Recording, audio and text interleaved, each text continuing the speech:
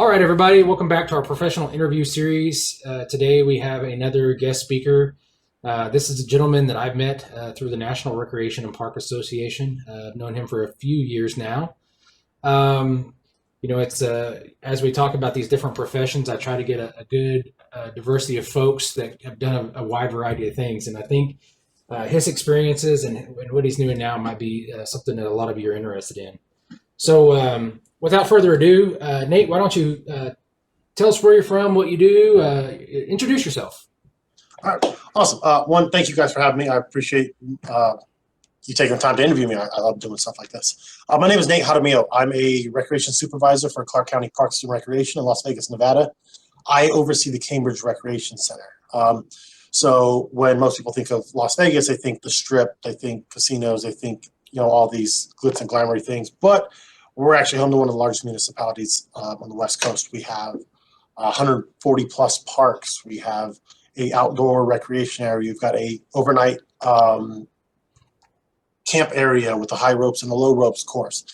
We have 13 recreation centers. We have, I think we're up to 12 aquatics facilities, including 3 regional aquatics facilities, as well as just a plethora of other sports department. We've got everything here. I oversee the Cambridge Recreation Center, and for a while I was overseeing another recreation center, Whitney. I was doing both at the same time, and it's the part of those were both of the part of Vegas that you don't really hear a ton about, and they're very low income.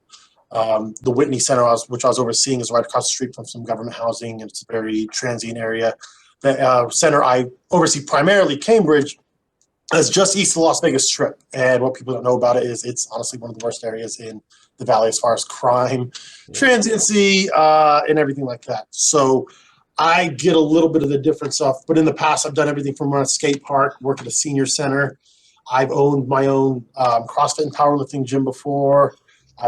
What I've learned in school kind of took me in a couple different directions and side projects and stuff like that. I've done consulting. So it's been amazing what I've done so far, all of it with Clark County and then on my personal time with my own business. So tell us a little about where you're originally from. So I'm originally from San Antonio, Texas. Being pretty much an Air Force brat, I was all over the country, but home base was usually San Antonio. But moved out to Vegas quite a while ago. Lived most of my adult life here. Went to high school out here, went to college at UNLV, which is University of Nevada, Las Vegas, and got hired. Did my internship with them, and then actually got hired in the middle of my internship, working for Clark County, which is kind of nice because all of a sudden during my internship, I started getting paid a substantial amount more money than I was making before. So it was a great experience. But I travel back to Texas on a pretty much a monthly basis. It's funny. I grew up in East Texas, and I go there quite a bit as well. And just today, I was looking on my Instagram, and one of my good buddies from school has a barbecue joint down there, and I miss that Texas barbecue. But people have no idea how good it is. And that's the first thing when I get off that plane. I'm like, we going to Rudy's, we going up to Hill Country to hit up Cooper's. Where are we going? Because I need some brisket in my stomach. Yeah, and the food, the Mexican and Tex-Mex food as well. Yes, they're way different than our Vegas Mexican food. We get a lot of our Mexican. This is off topic, but we get a lot of our Mexican food in Vegas from that Southern California region. And and all good in different respects, right? All delicious for sure. So you talked about you went to UNLV. What did you major in there, and what kind of stuff did you get involved in there? So this is the weird thing about UNLV. In my time there was I spent more time as a finance major with a pre-law minor than I did as a recreation major. So I went into school with the mindset of I'm going to law school. I'm going to go to corporate America. I'm going to make money. And about 3 years in, I was in a financial statistics class, and I was like, this is the most boring thing I've ever done in my life. And so I walked out, and I really was kind of lost. At the time, keep in mind, at the time, I'd been working for years at a recreation center, just looking to start getting internships in the financial sector. And so I went and I took a semester, and I took like a dietetics class. I've always really been into fitness. I took a secondary education class because I was like, I could be a teacher, I can coach. And then my boss at the time was like, why don't you take a recreation class? And my first response was, what? Like, this is a degree? And literally the first minute I walked into that class, hooked. So I changed my major. I was a recreation major my last 2 years, and it was basically just filling in my recreation classes because I'd already gotten all the prerequisites already taken care of. So I ended up graduating with a degree in recreation and leisure studies, a minor in general business and pre-law. And while there, though, I did actually start the UNLV Student Recreation Association. And I'll kind of get into why I started that. Sure. So I went to conference in Reno, and this is back in, I think, '05. Okay. This is dating myself, aging myself right there. So this is '05, and I just turned 21. I might have been 22. I don't even remember now. And I saw the Penn State and Texas A&M student organizations and what they were doing and walking around like UNLV, or not UNLV, Texas A&M always maroons out. And, Penn State, they are always in their, their navy blue. And so I talked to a couple of them and their leaders, and one of them who I met at Texas A&M is still literally, Lauren is one of my closest friends to this day. She is still one of my best friends. And I was like, how'd you guys do it? They helped me out. Luckily, the PGM director, the golf management director at UNLV, was a Penn State graduate. Mm-hmm. So he kind of guided me a little. And I got back, I started writing constitution, bylaws, figuring out what needed to be done to get a student club at UNLV, and spent literally like the last year and a half of my time at UNLV getting that set up. And that was, along with that, I actually got involved with the NRPA. You mentioned the National Recreation Parks Association student branch, which is now morphed into the Young Professional Network. And I was on that board for a while until I graduated. And then they're like, hey, you're old. Get out of here. Get out of here.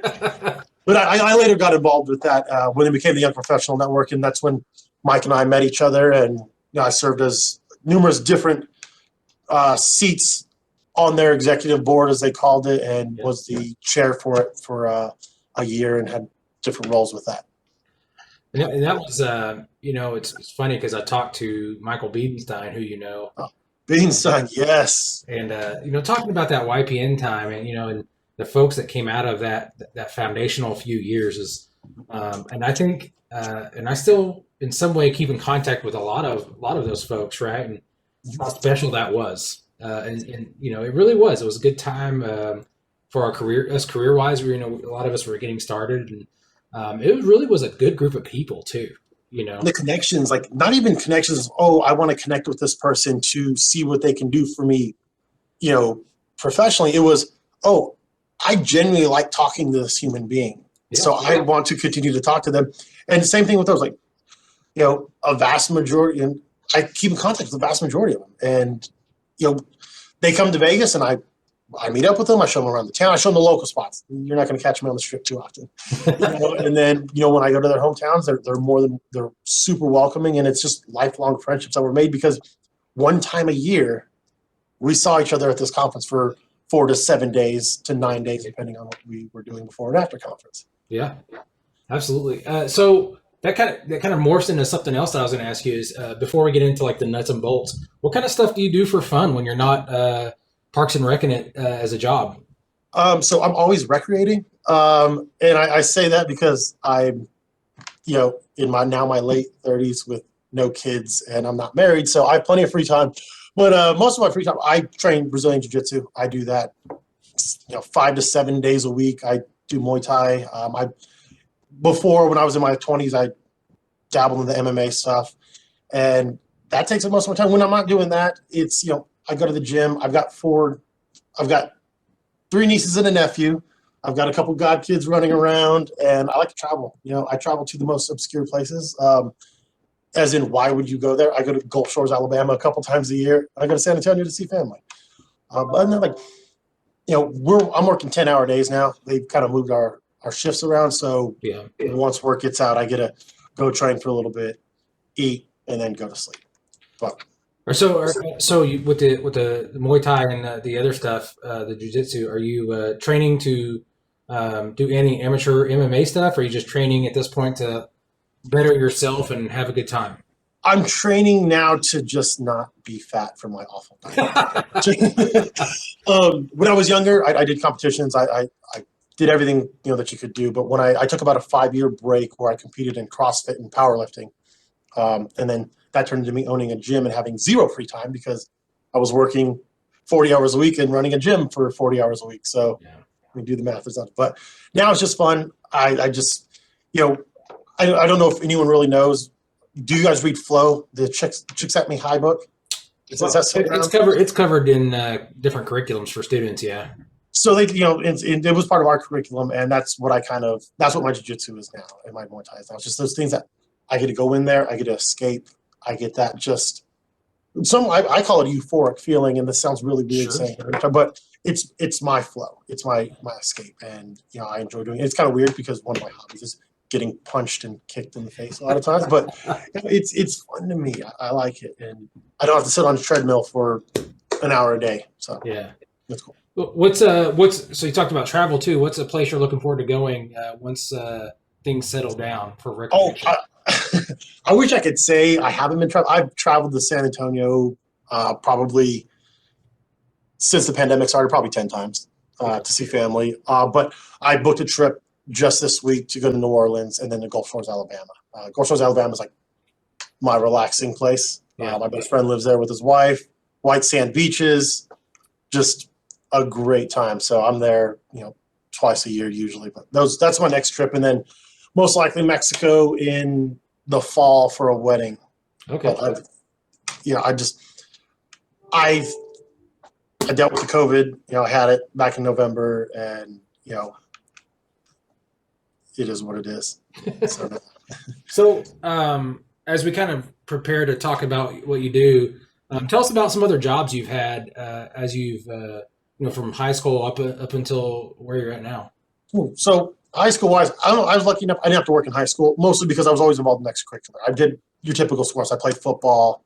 I ran track, did a little bit of volleyball. So once I got to college, though, my parents were like, get a job, and that's when I found recreation. And they were like, we don't care. You're in school full time.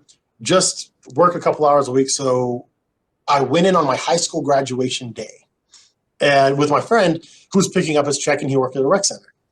And his boss was like, hey, do you want a job for the summer? And I was like, no. My honest answer was, I don't like kids. I don't like kids. And she's like, well, take it anyway.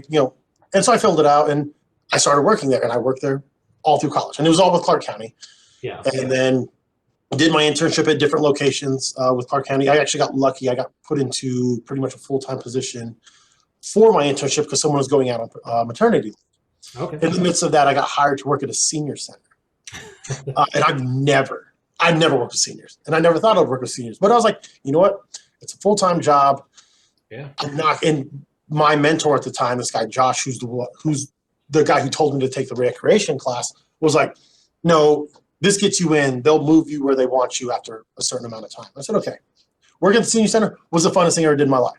Yeah. Okay. That was insanely fun. Seniors are like giant children, but you don't have to worry about them getting home and stuff like that because they have cars. But some of them you do because they're not the best drivers at times.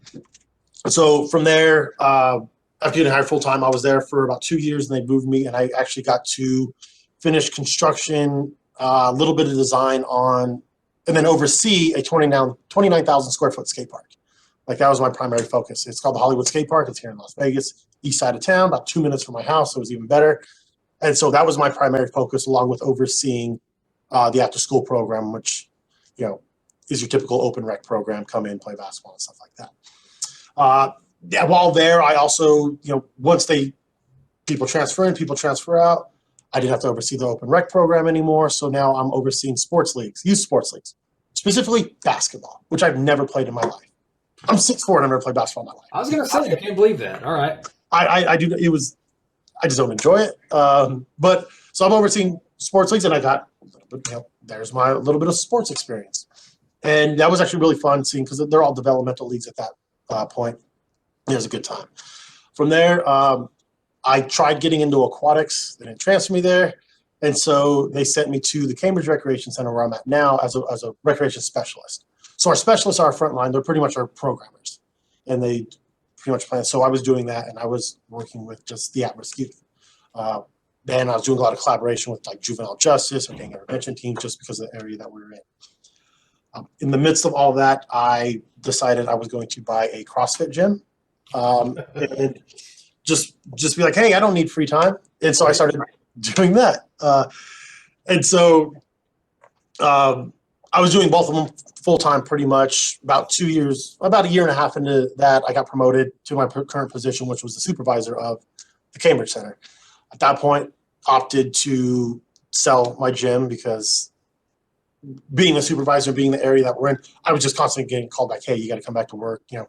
And it was from anything from, oh, an apartment complex burned down, you're now a first aid triage center, to, hey, there is a standoff situation, we need you to open up because you've got to, you know, take all the people that are displaced by the standoff situation and handle that.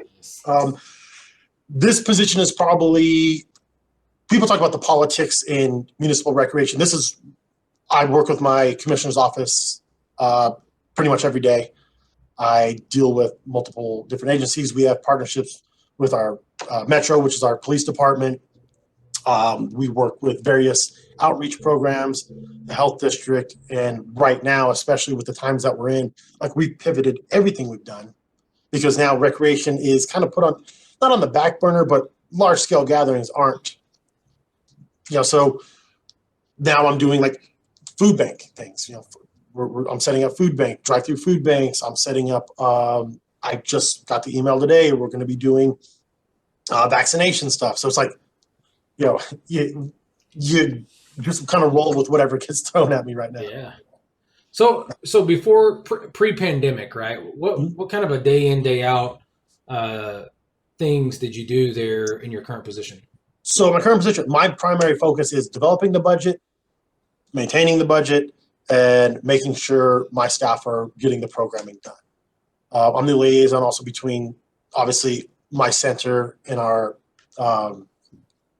administration, as well as, obviously, the political aspect of it with our county commission, his office.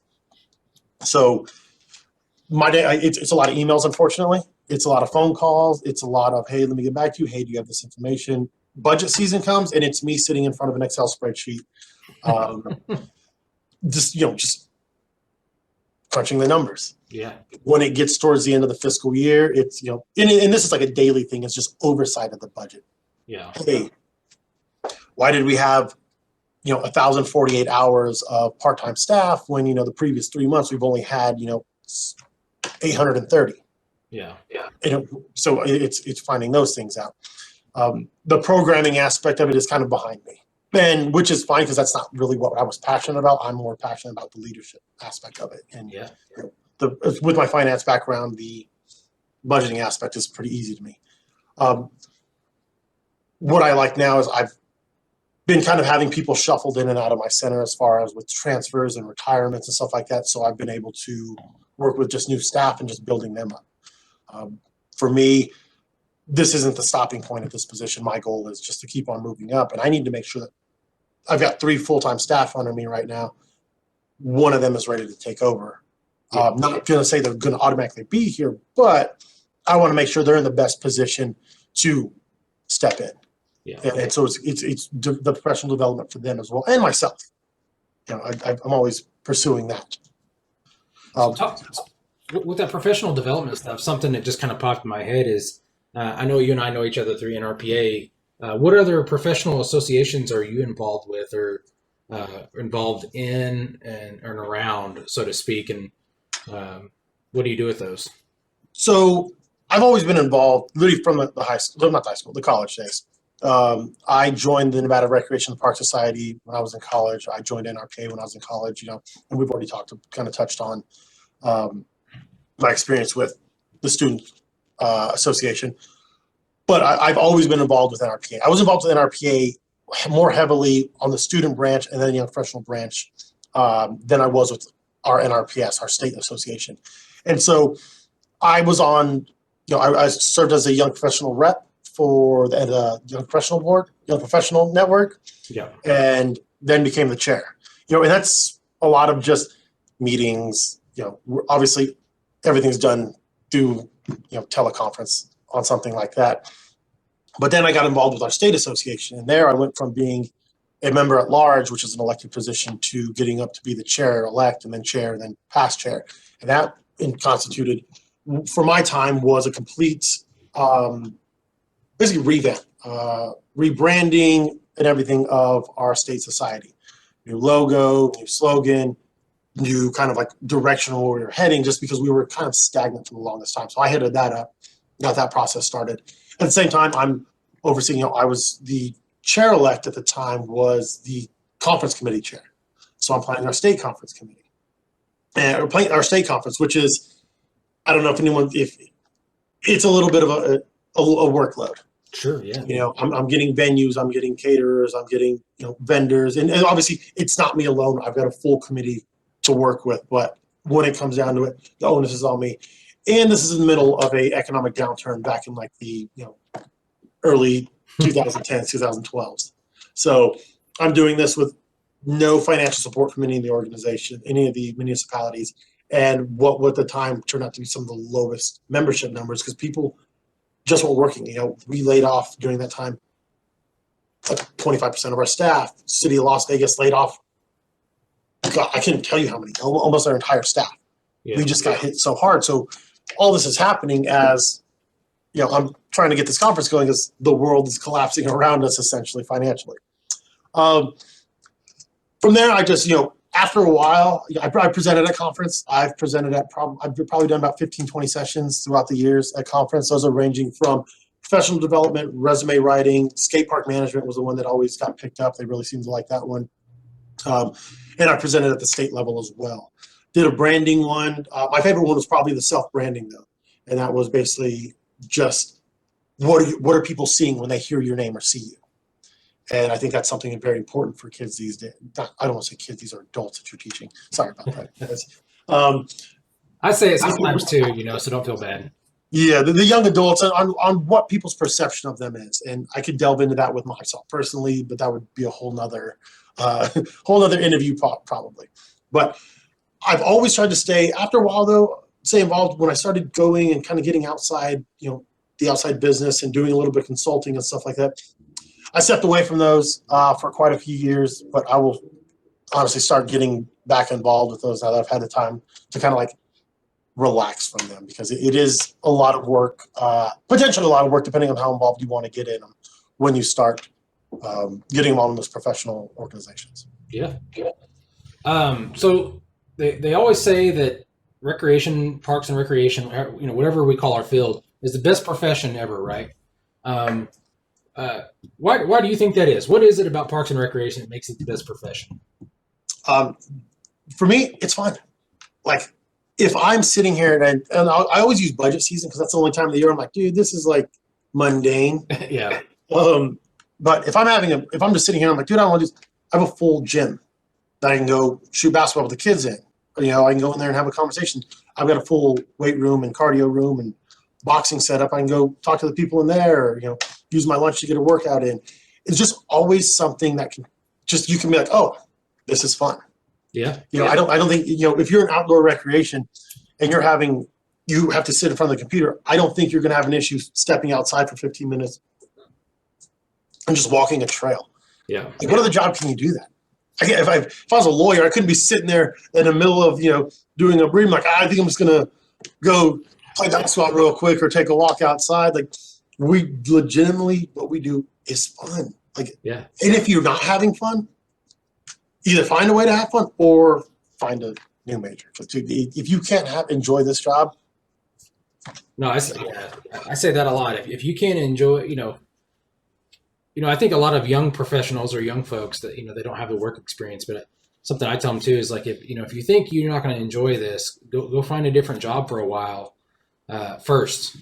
Yeah. And see if you see how you like that, but anyway, digress. So the next question I have is something that's kind of related to that. If you were not in the parks profession, what job would you have? What would you be doing? I would most likely be a lawyer. Like, I grew up wanting to do that. And I just enjoy, there's just something about numbers, and it wouldn't be like, oh, I'm going to be sitting here litigating. Like, was good to learn corporate law and contract law. Yeah. Because I like the numbers. I like looking at, and just seeing, okay, this is how it's going to be. Because despite the way I am with this job that I'm in now, like I can be very black and white with like, okay, this is what it is. That's not what it is. It just, numbers kind of just make sense to me. Yeah. So it'd most likely be that.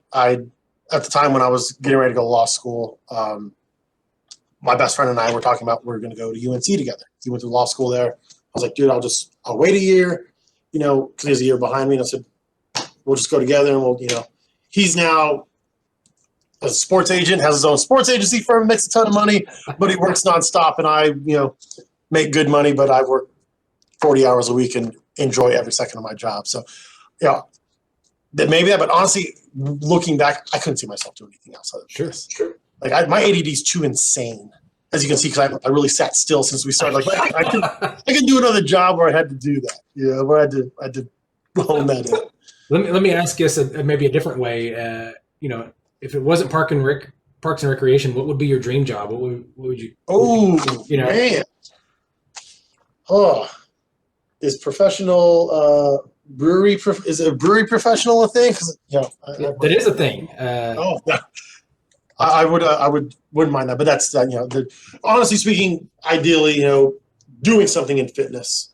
Yeah, obviously I owned a gym for a while, so personal training aspect of things. I've always really just enjoyed making people around me better and people wanting to do, to feel good about themselves. Yeah. I got it in front of me. We're doing a 21-21 fitness challenge. I'm working with one of my part-time staff. I put him in charge of this and this is for our staff only. And it's just a whole, it's a healthy lifestyle challenge where you're not just looking about losing weight. You're looking to change all aspects in a positive manner. Yeah. So it'd definitely be something fitness related. Hence why, I dabbled in the dietetics when I was at UNLV before I found the godsend recreation degree. Well, when we're getting close to the 30-minute mark, something I want to ask you before I let you go is, for folks, whether they be students or young professionals that are looking to get into parks and recreation careers and maybe do something similar to what you're doing there, in Clark County and whatnot, what kind of general advice would you give them as far as academic advice or within the professional realm as what they should do to prepare to launch and then, look at your kind of career path? As far as launching, get experience in the field you're looking to go into. It's not the easiest sometimes because I understand sometimes people have to work and they have to make money to survive. But if you can find 1 or 2 days a week to go work at a recreation center or work in the sports field, and get that experience just to see what it's like and to get it on your resume. Yeah. Unfortunately, with the way things are, you're looking at competing against people that have experience. So if you have that, then go for it. If you have that opportunity, make sure you do that because combining your experience with your degree, you've got a leg up on a lot of people. As far as the long term, stay the course. I became very frustrated in my career because I wasn't moving up at the pace that I wanted. And some of it was political. Some of it was just not the right place, right time. Your department, most likely, and I hope that everyone has one like I do, they will, when they see that perfect fit, they will push you forward. Yeah. And I say that because I hated the center I was at when I got here. It didn't make any sense why I was here. But hindsight 2020, I was brought here for a reason. And what I thought it was professionally actually it helped me more personally as a human. And this is kind of getting a little off topic of recreation, but it made me sit back and reflect and go, okay, yeah, it didn't happen then because of now. So if you're getting frustrated not getting the job, or you're getting frustrated not getting promoted in the long term, stay the course, and it will happen. If you're working hard and you're showing your department that, they will take care of you.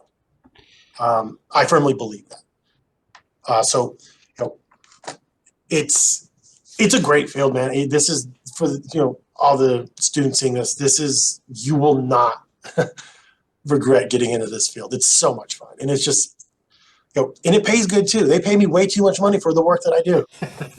You're not supposed to say that on video. Sorry, I can't help it. I tell my boss all the time, like, you guys pay me. They paid me $80,000 last year to have fun. That doesn't suck. That doesn't suck at all. And you've got to realize, depending on where you're at, our administration top out in the six figures.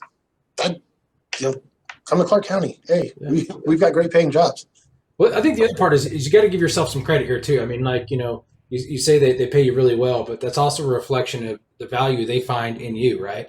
Yeah, and that's I don't want you're right. I think we all love our jobs, but I think the other part of it is, and the reason you're being interviewed today is because you were, there and you are active, and you met at NRPA and all that, and you are passionate. And there's other folks that may not be the case. Yeah. And the thing that you said, passion, just personable. Be personable. Open yourself up. People are great. I tell people, anyone that's in recreation, a lot of us have the same personalities. A lot of us really do. And you may not see that in the workforce, but once you get people to kind of open up, you will see it.